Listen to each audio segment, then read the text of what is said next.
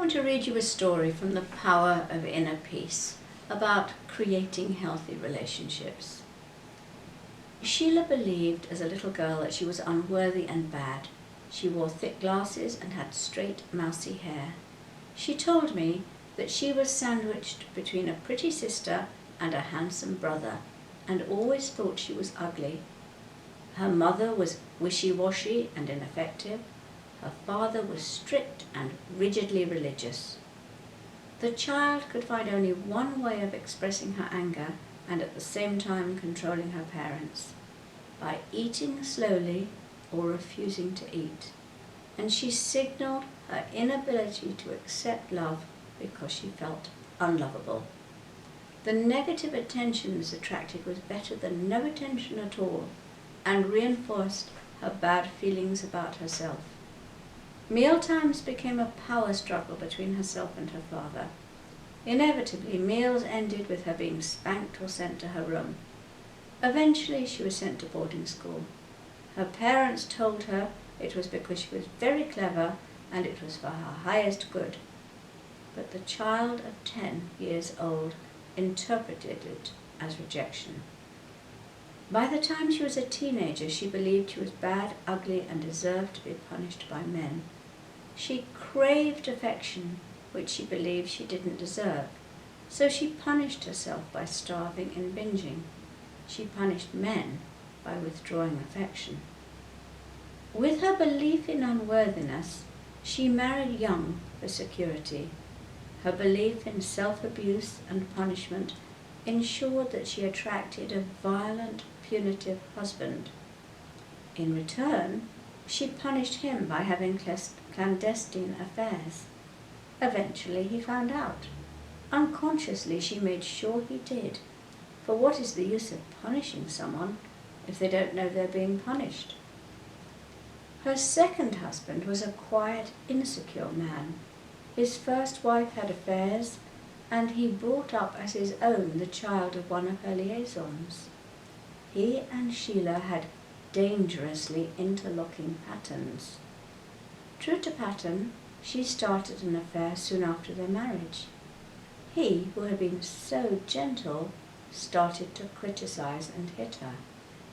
It was only as she told me all this that she realized just how she was responsible for causing this. We are 100% responsible for what we create. We attract people who have the possibility of behaving in certain ways. However complex our pattern, we can with patience unravel our beliefs and enjoy straightforward, loving lives. Sheila wanted to make a start, so I asked her to close her eyes and go back into her childhood.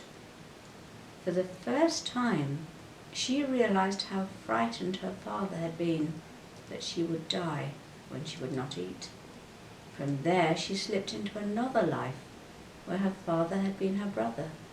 She had starved to death, and there was nothing he could do to save her.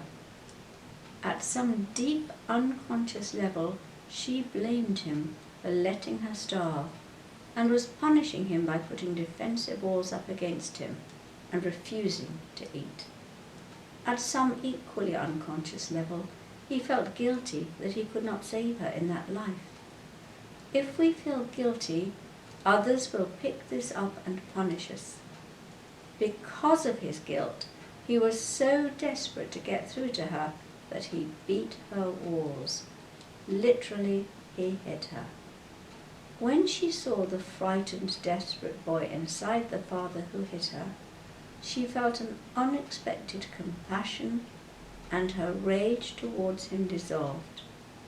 She recognized that she had turned all the men in her life into her father, and now she started to change towards them.